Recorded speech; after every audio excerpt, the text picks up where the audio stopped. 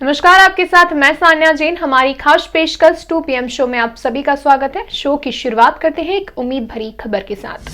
Corona संक्रमण के बीच vaccination की कमी बड़ी समस्या बन गई है। सवाल ये है कि अलग अलग बीमारियों में पूरी दुनिया की जरूरत की 70% वैक्सीन देने वाला भारत आखिर अपने लिए ही पर्याप्त टीके क्यों नहीं बना पा रहा है।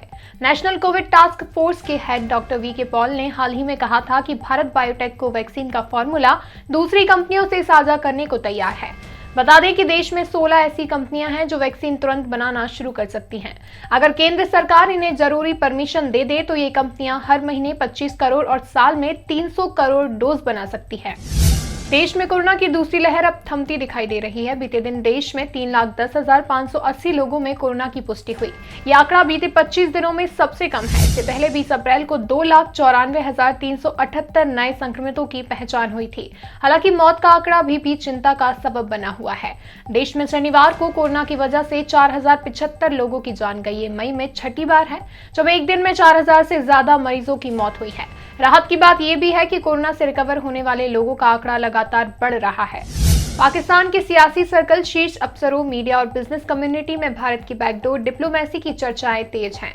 पाकिस्तान में एक अच्छी खासी जमात मानती है कि भारत के साथ संबंध सुधरने से पाकिस्तान को फायदा ही होगा। इसके लिए वह भारत और चीन के संबंधों का उदाहरण भी देते हैं, जिसमें कई बार तनाव होने के बावजूद भी कारोबार चल रहा है। इसमें गौर करने वाली सबसे बड़ी बात यह है कि भारत के साथ रिश्तों को सुधारने की पहल पाकिस्तान की सेना कर रही है। संसद टेलीविजन ने दर्शक और खबर के बीच की सारी दीवारें तोड़ते हुए दावे पेश करने की महत्वाकांक्षी योजना तैयार की है। इसके तहत आम लोग अब सरकार से सीधे रूबरू होंगे। मसलन अगर विदेशी मामलों के मौजूदा हालात को समझना हो तो विदेशी मंत्री एस जयशंकर से ज्यादा इस बारे में कौन बता सकता है। लिहाजा संसद टीवी साक्षात विदेश मंत्री एस जयशंकर एंकर के तौर पर पेश होकर वह अंतरराष्ट्रीय कूटनीति का नजारा देश की जनता के सामने पेश करेंगे।